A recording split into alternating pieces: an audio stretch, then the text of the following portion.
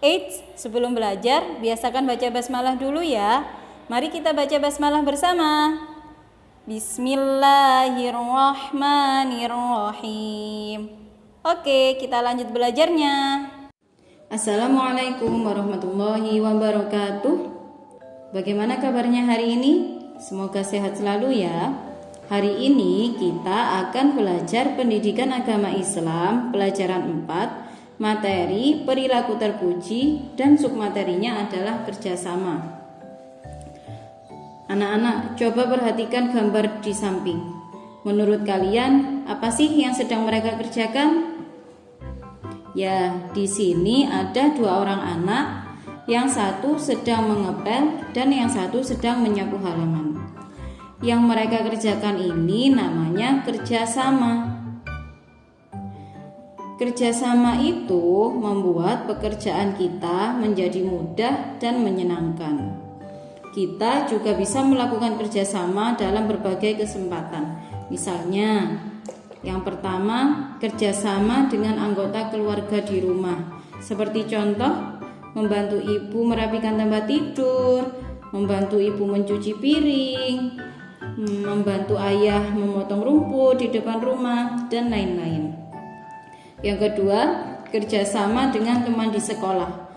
Contohnya, piket bersama, lalu membersihkan halaman sekolah bersama, lalu membersihkan kelas sebelum ada ustadzah datang tanpa disuruh ustadzah, dan lain-lain. Nah, anak-anak, pekerjaan yang dilakukan bersama-sama itu memang indah ya. Jika pekerjaan dilakukan dengan kerjasama, salah satu manfaatnya adalah kita dapat mempererat tali persaudaraan dengan teman-teman atau dengan orang lain.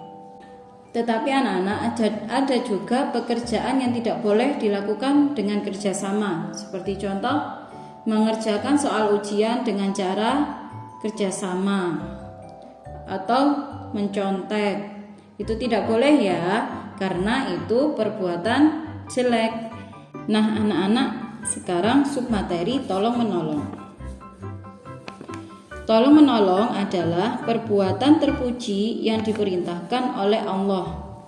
Dalam Al-Quran, Allah berfirman dalam surat Al-Ma'idah ayat 2 yang bunyinya, Bismillahirrahmanirrahim.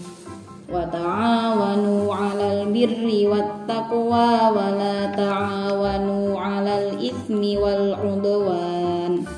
Yang artinya, dan tolong menolonglah kamu dalam mengerjakan kebaikan dan takwa, dan janganlah kamu tolong menolong dalam berbuat dosa dan permusuhan.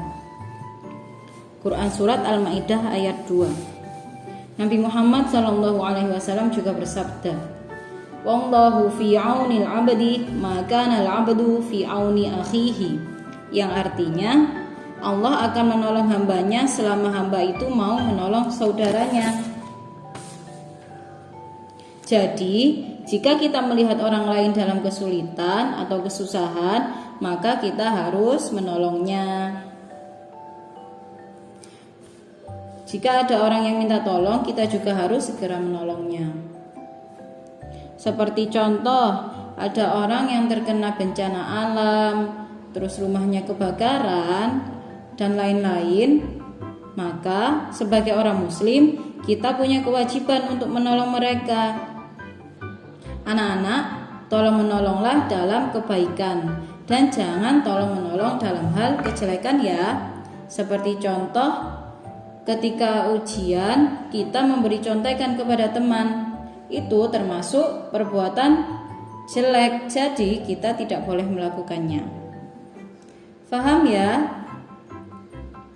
Alhamdulillah, pembelajaran kita hari ini sudah selesai. Jangan lupa untuk selalu kerjasama dan tolong menolong ya dalam kebaikan. Nah, Ustadzah punya tugas untuk kalian. Tugasnya adalah kerjakan LKS halaman 32. Yang pertama, kolom contoh kerjasama dan kolom contoh tolong menolong. Kalian sebutkan contoh kerjasama 1-10, dan contoh tolong menolong 1-10. Tugas dikumpulkan berupa foto dan kirim ke nomor Ustadzah Robia. Jazakumullah khairan katsira. Wassalamualaikum warahmatullahi wabarakatuh.